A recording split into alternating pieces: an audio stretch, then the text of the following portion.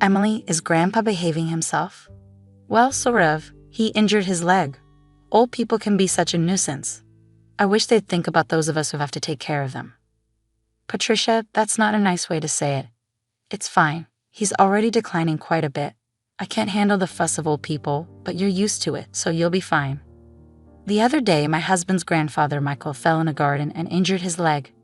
It's not a serious injury, but he's already 82 years old. Because of his age, we're having him rest in bed just to be safe so it doesn't get worse.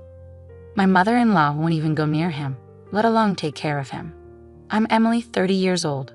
I married 3 years ago and live with my husband Daniel's family. My husband was my boss at the company where I worked, a company founded by his grandfather. When I joined 8 years ago, my father-in-law was already the president and my grandfather-in-law was the chairman. But back then, the grandfather was still handling all the important tasks and responsibilities of the company. 2 years ago, when Grandpa turned 80, he remained chairman but handed over most of the public duties to my father-in-law. Michael, you've worked hard all this time. Now, leave the company matters to Christopher and take it easy, my mother-in-law said with a smile, but her words sounded sarcastic to me. Grandfather-in-law is a bit stubborn but a fair and kind person with a good reputation. In contrast, my father-in-law seems somewhat immature, never expressing his opinions clearly and utterly unreliable compared to Grandpa. And he always does whatever my mother-in-law says. My grandmother-in-law has already passed away, and I never met her. My husband and I started dating when we worked together on the same product planning team 3 years after I joined the company. My husband, energetically leading the team, seemed reliable to me, though a bit self-righteous.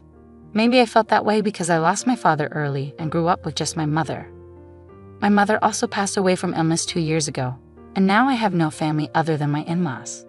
Shortly after I got married, my mother fell ill and needed care, so I quit my job to take care of her. The fact that my husband's family didn't object was probably due to a single comment from Grandpa. It's only natural to take care of the mother who raised you alone. Don't worry and take good care of her. Thanks to that, I was able to be by my mother's side every day for a year without financial worries until she passed away. My mother-in-law seemed a bit dissatisfied, but I was truly grateful.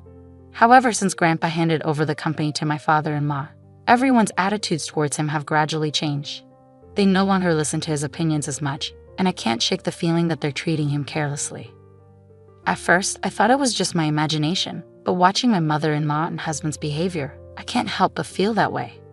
My father-in-law's attitude is non-committal, but it feels like he's ignoring Grandpa as if he's no longer needed since he's practically retired. Watching my in-laws' behavior, I feel somewhat angry. Hey, don't you think your attitude, Patricia, and yours too, is a bit cold towards Grandpa? So what's the big deal? Grandpa tries to talk to you and you barely respond. You don't even try to help them. Like I have time to deal with old people. You can take care of Grandpa. You're the one with the free time. You don't have to talk like that. Quiet, I'm tired from work. Don't ask me about unnecessary things. This is how it goes no matter. They won't listen to me. My grandfather-in-law doesn't say anything to his family about this. Now I'm the only one who talks to my grandfather-in-law at home. Grandpa, the weather is nice today. Shall we go for a little walk outside? Your leg seems to be healing well, and I think it will be good rehabilitation. Thank you. Let's go out for a bit then. The two of us went to the park, where there were several families with children playing around. My grandfather-in-law looked at the scene with joy. Christopher and Daniel enjoyed times like that too. Grandpa, I was busy with work and couldn't take care of the children much. Maybe that's why I couldn't raise Christopher and Daniel properly, my grandfather-in-law said with a slightly sad face, almost like he was talking to himself.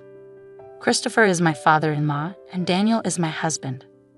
I think about how everyone can be kinder to my grandfather-in-law, but I can't come up with a good idea. But then my in-laws suggested building a house for my grandfather-in-law. This house is over 50 years old, right? The layout is bad, it's hard to use. But instead of spending money on repairs, it would be better to build a new house in a more convenient location. A new house? Michael is getting older, and it's good that he only got injured last time, but we never know what will happen. So let's make the house barrier-free so we won't have trouble if care is needed. I see. We can even put Michael's room in the middle so everyone can take care of him easily. Yeah, that's not a bad idea. Right, so it's settled then. And Michael, at the cost. If it's a house for all of us, I'll take care of it. Talk to Mr. Jones about the money. Typical Michael, thank you. We appreciate it, my mother-in-law smiled happily. It seems to me that they only flatter him when they want money. But if everyone takes care of my grandfather-in-law after moving to the new house, I thought there could be nothing better. Mr. Jones is the company's in-house counsel and also manages my grandfather-in-law's personal assets. My grandfather-in-law liked his character and made him in-house counsel, and it's been nearly 30 years. He is 58 now and a person my grandfather-in-law trusts the most.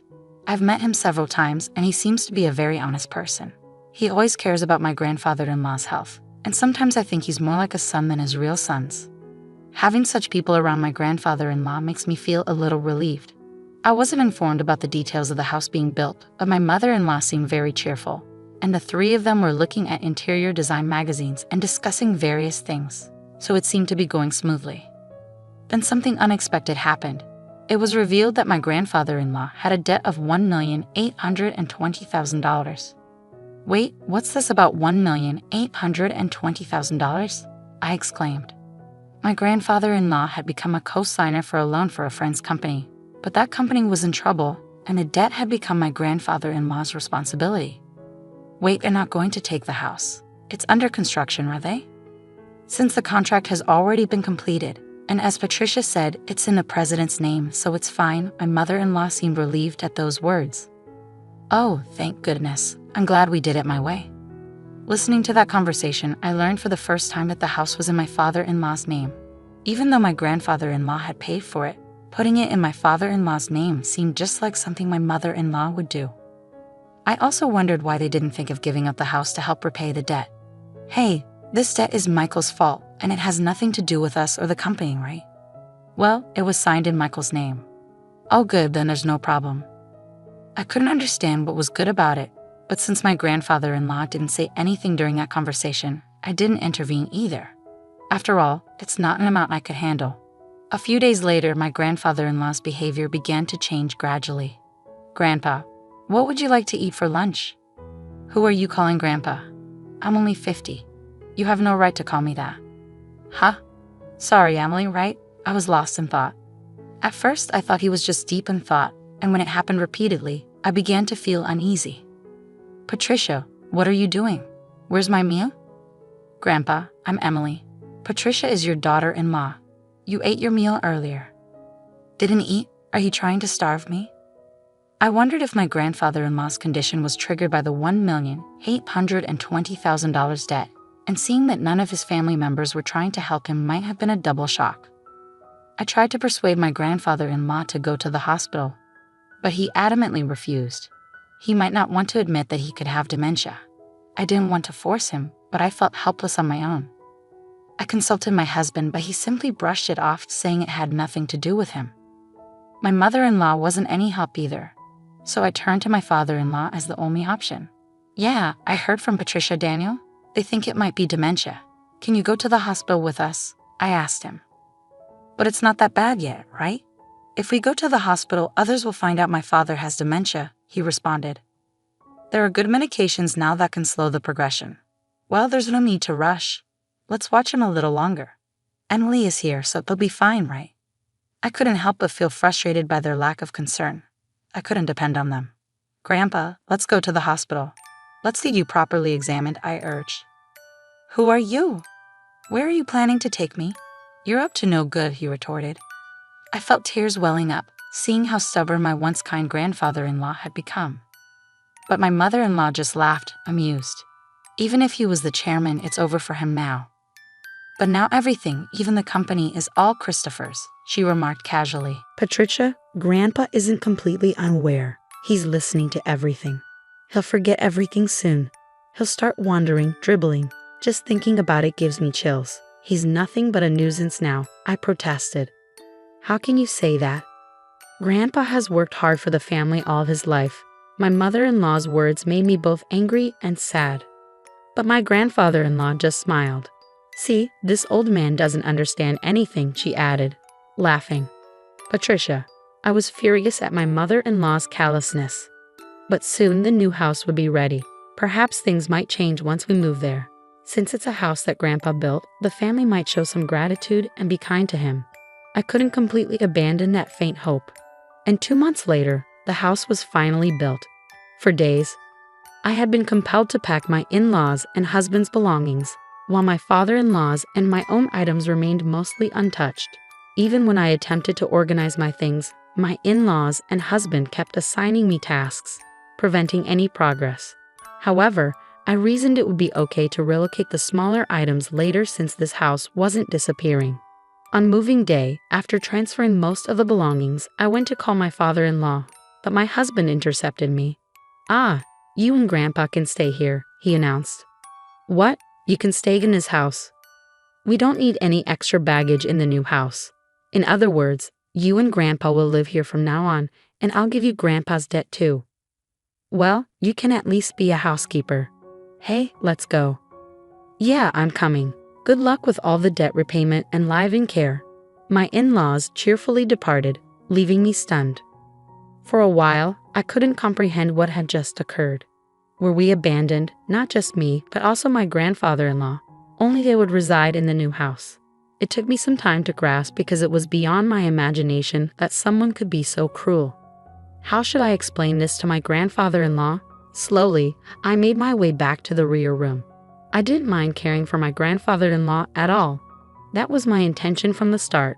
As I timidly prepared to call out to him, noticing his back facing me, he seemed to sense my presence and turned around before I could speak. "Have they gone already?" His expression as he uttered those words looked entirely different from what it had been just months ago. To be honest, he seemed like a different person. I wondered if a new symptom had emerged, but the next moment my grandfather-in-law smiled, and his subsequent words caught me off guard. As I was talking to my grandfather-in-law, Mr. Jones came. "Chairman, have you finished getting rid of the unnecessary staff?" "Yes, it's all done. Let's go, shall we?" Where are we going?" "Of course, to the new house." I left the house where I had been residing, guided by my grandfather-in-law, without fully understanding what was unfolding. The following month, my mother-in-law and husband bombarded me with countless calls. My grandfather-in-law declared he wouldn't entertain their calls anymore, but I answered my husband's call due to the looming divorce. "Hey, Emily, is Grandpa with you? When I went to the old house, it was up for sale. It's not worth $1,820,000, so you can't repay the debt." "Is that why you did that?" my husband interrogated. "What do you mean?"